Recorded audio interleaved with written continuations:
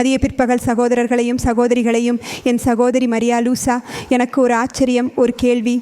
எப்பொழுது கர்த்தர் இயேசு கிறிஸ்து நத்தனேலிடம் சொன்னார், இனிமேல் நீங்கள் திறந்த வானத்தை காண்பீர்கள், மேலிருந்து தூதர்கள் இறங்கி வருவதை இறங்கி ஏறுவதை காண்பீர்கள். அப்போது எனக்கு ஒரு ஆவலாக இருந்தது. ஏனெனில் நீங்கள் ஒரு பைபிள் ஆராய்ச்சியில் சகோதரி மரியா லூயிசா தேவன் மிகவும் மேலே மிகவும் தூரத்தில் இருக்கிறார் என்று பலர் நினைக்கின்றனர் என்றீர்கள். ஆனால் அது அப்படி இல்லை. ஏனெனில் ஆண்டவர் நமக்கொப்பம் இருக்கிறார் மற்றும் அவன் இங்கே தனது இராஜ்யத்தை வைத்திருக்கிறார். அதனால் நான் சில சகோதரர்களின் சாட்சிகளில் தெரிந்து கொண்டேன். அவர்கள் ஆன்மீக அனுபவங்களை கொண்டிருந்தனர். அவர்கள் ஆண்டவர் இயேசு கிறிஸ்து மிக உயர்ந்த ஏணியில் இறங்கி ஸ்தோத்திரத்துடன் தேவாலயத்திற்கு வந்தார் என்று பார்த்தனர். எனக்கு தற்காலிகத்துடன் ஆண்டவர் என்னிடம் உள்ளார் என்ற ஆச்சரியம். இறைவன் எங்கு வாசிக்கிறார்? எல்லாவிடத்திலும். இறைவன் எல்லா இடங்களிலும் வாழ்கிறார். கடவுள் இருக்கிறார். கடவுள் எல்லாவற்றையும் நிரப்புகிறார். கடவுள் முழு பிரபஞ்சத்தையும் மேலே போர்த்துகிறார். எல்லாவற்றையும் ஆண்டவன் மூடிக்கொள்கிறார். சில சகோதரிகள் ஒரு கோழி தன் குஞ்சுகளை எப்போது வைத்துக் கொள்கின்றது என்று அறிவார்களா என எனக்கு தெரியவில்லை. ஒசிரும்போது அந்த சிட்டு கோழிகளும் புதிதாக பிறந்தவுடன் கோழியின் கீழ் புகுந்து கொள்கின்றன. ஐரோப்பாவில் உள்ள சொந்த ஊரணிகள் அத்தகைய நிகழ்வை பார்த்திருக்கலாமா என எனக்கு தெரியவில்லை.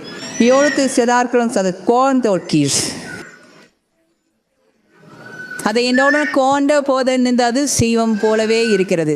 பெரியதாய் இருக்கிறான். அவன் அங்கு இருக்கிறான்.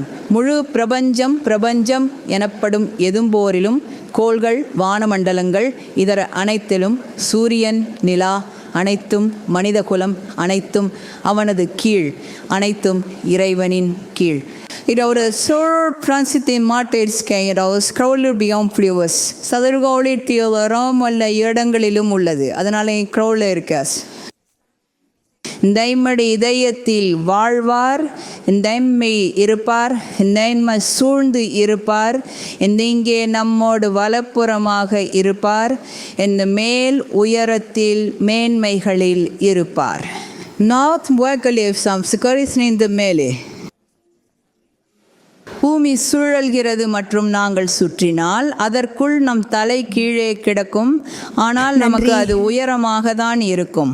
இப்போது பிரவுல் துயரத்தில் இருக்கிறார். பிரவுலுக்கு தன் நிலை உண்டு.